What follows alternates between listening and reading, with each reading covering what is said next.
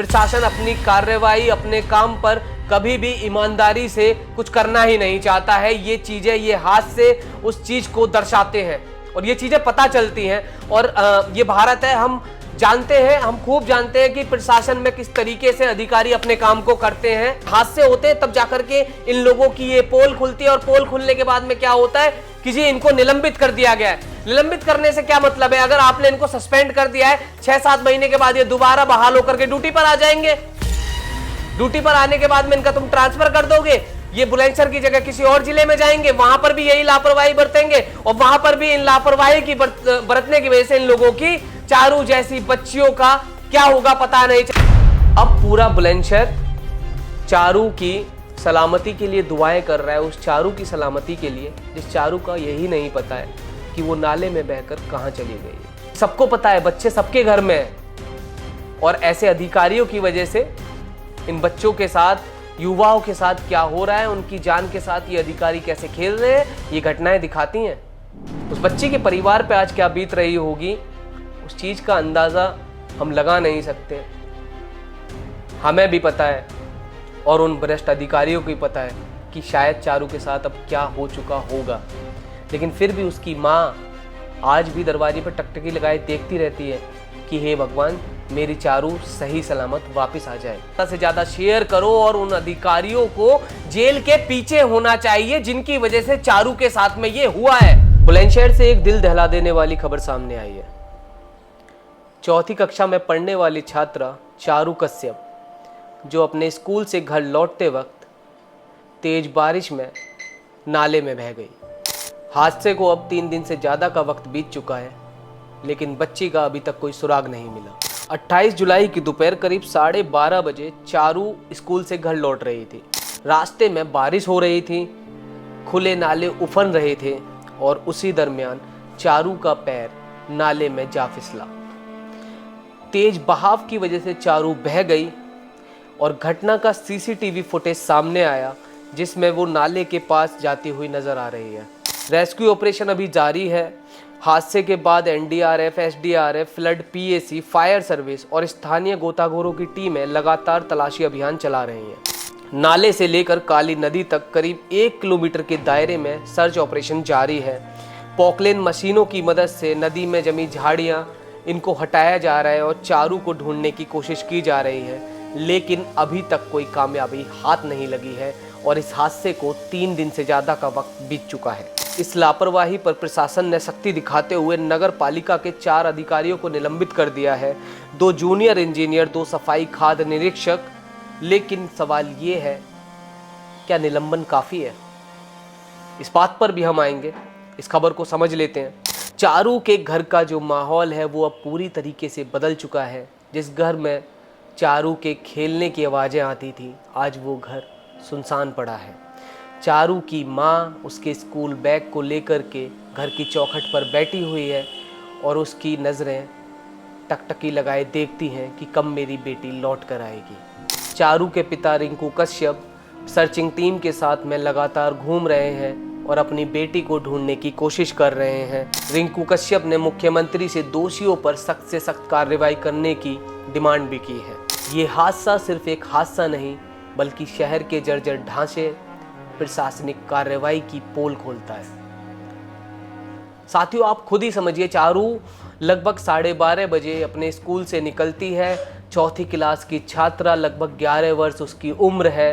वो अपने घर की ओर अपना बस्ता टांगे लौट रही है और इसी दरमियान प्रशासन की लापरवाही की वजह से जो नाले खुले पड़े थे, बारिश का पानी उनमें भर जाता है और वो नाले उफनने लगते हैं और इसी दरमियान चारू का पैर उस नाले में चला जाता है और चारू बह जाती है। अब बात सिर्फ ये है, चारू उस नाले में बही तो बही कैसे? ये सिर्फ उन लोगों की लापरवाही है जो अधिकारी बैठ कर के एसी कमरों में सिर्फ नोट गिनने का काम करते हैं, लेकिन जनता के लिए उन्हें चुना गया है, जनता के लिए उनकी नौकरी लगी है, उनका काम है जनता की सेवा करना, वो अपना काम कभी करते ही नहीं है। ये हादसे दिन पे दिन बढ़ते जा रहे हैं। चाहे आप नोएडा का हादसा देख लीजिए, किस तरीके से नोएडा प्राधिकरण की लापरवाही की वजह से युवराज मेहता की जान गई।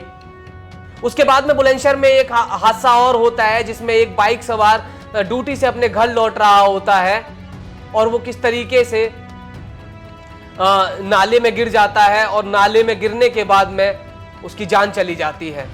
वो अपनी जो वाहन होता है उसके साथ में उस नाले में गिर जाता है और लगभग 1 से 1.5 घंटे की मशक्कत के बाद में उसको ढूंढा जाता है वहां से। उसके बाद भी प्रशासन की आंखें कभी नहीं खुलती हैं। प्रशासन अपनी कार्रवाई अपने काम पर कभी भी ईमानदारी से कुछ करना ही नहीं चाहता है। ये चीजें, ये हादसे उस चीज को दर्शाते हैं और ये चीजें पता चलती हैं। और ये भारत है, हम जानते हैं, हम खूब जानते हैं कि प्रशासन में किस तरीके से अधिकारी अपने काम को करते हैं, किस तरीके से उनकी चीजें होती है, हमें पता है, बखूबी पता है।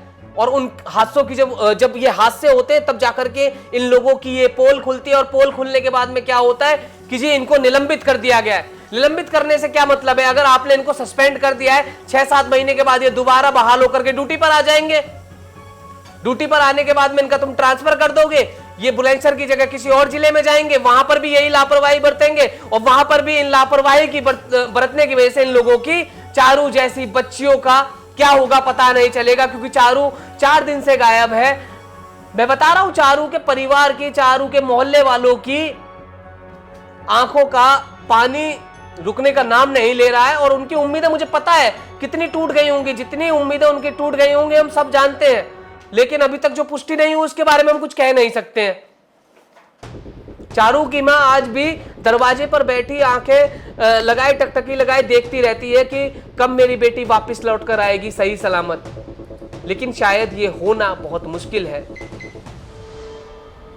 क्योंकि जिस प्रशासन की लापरवाही की वजह से चारू उस नाले में बही, वहां पर स्थानीय लोग बताते हैं, उसके बाद में लगभग आधे घंटे के बाद में वहां पर पुलिस पहुंचती है, 1 घंटे के बाद में वहां पर नगर पालिका के लोग पहुंचते हैं।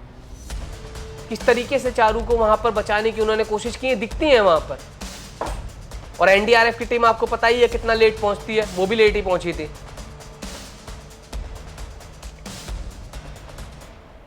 अब पूरा बुलंदशहर चारू की सलामती के लिए दुआएं कर रहा है, उस चारू की सलामती के लिए जिस चारू का यही नहीं पता है कि वो नाले में बहकर कहां चली गई है।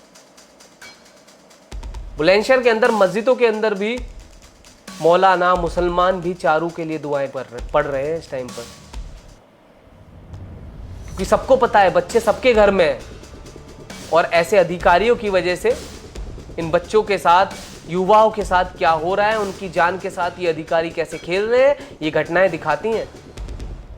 आपने देखा होगा अभी नोएडा का मामला, ग्रेटर नोएडा का मामला, किस तरीके से वो छोटा बच्चा खेल रहा था, सोसाइटी के अंदर प्राधिकरण वालों ने कितना गहरा गड्ढा खोद रखा था, ना कोई बैरिकेडिंग वहां पर कर रखी थी और उस बच्चे की जान चली गई।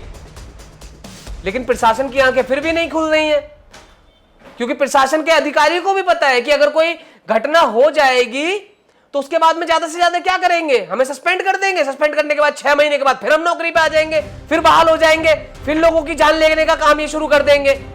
ये सारी चीजें हो रही हैं, लेकिन प्रशासन के लोग कभी अपनी जिम्मेदारी को समझने की कोशिश ही नहीं करते हैं। साथियों, ये पूरा मामला था चारू के साथ, किस तरीके से ये सारी चीजें हुई हैं। पूरे बुलंदशहर के लोग और पूरे देश के लोग चारू की सलामती की दुआएं कर रहे हैं। लेकिन मैं आपको सच बताऊं, अब हम लोग, बहुत देरी हो चुकी है हम लोगों को, क्योंकि चारू को नाले में बहे हुए 4 दिन हो चुके हैं और चारू का कोई सुराग नहीं मिल पाया है। एनडीआरएफ के लगभग 300 लोग चारू को ढूंढने में लगातार लगे हुए हैं, लेकिन चारू का अभी तक कोई सुराग नहीं मिला है। ये नाला काली नदी से जाकर के जुड़ता है, जो बुलंदशहर में काली नदी बताई जाती है, वहाँ पर जाकर के जुड़ता है। उस नदी में भी उसे ढूंढने की कोशिश की जा रही है, उस बच्ची को। उस बच्ची के परिवार पे आज क्या बीत रही होगी, उस चीज़ का अंदाज़ा हम लगा नहीं सकते। हमें भी पता है और उन भ्रष्ट अधिकारियों को भी पता है कि शायद चारू के साथ अब क्या हो चुका होगा, लेकिन फिर भी उसकी माँ आज भी दरवाजे पर टकटकी लगाए देखती रहती है कि हे भगवान, मेरी चारू सही सलामत वापस आ जाए। जो कि शायद हम भी ऐसी एक दुआ करते हैं, ऐसी एक प्रार्थना करते हैं, लेकिन बहुत मुश्किल लग रहा है।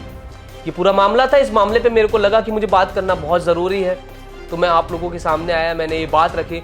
और मैं सच बता रहा हूँ, आप लोगों को इस वीडियो में मैं किसी के व्यूज का भूखा नहीं हूं, लेकिन इस वीडियो को ज्यादा से ज्यादा शेयर करो और उन अधिकारियों को जेल के पीछे होना चाहिए जिनकी वजह से चारू के साथ में ये हुआ है। उन लोगों को जेल की सलाखों के पीछे होना चाहिए। उन लोगों को एसी रूम में बैठ करके नौकरी करने का कोई अधिकार बचा नहीं है। ये मेरा कहना रहेगा साथियों आपसे। साथियों, मेरा नाम है विशाल शर्मा, आप देख रहे हैं अपनी आवाज।